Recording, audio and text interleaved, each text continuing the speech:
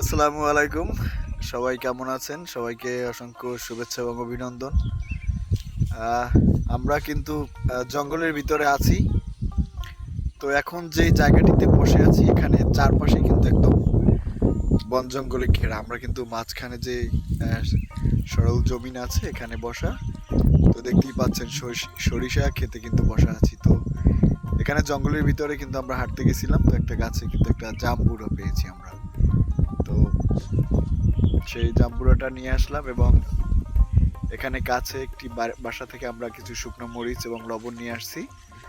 তো আমরা সেটা কিন্তু এখন এখানে প্রসেসিং করতেছি, আমরা সেটা খাবো। শুকনো মরিচ এবং লবণ দিয়ে কিন্তু সেটা আমরা খাবো। এই জন্য আমরা কিন্তু এগুলোকে ছুটি আলাদা করে নিচ্ছি।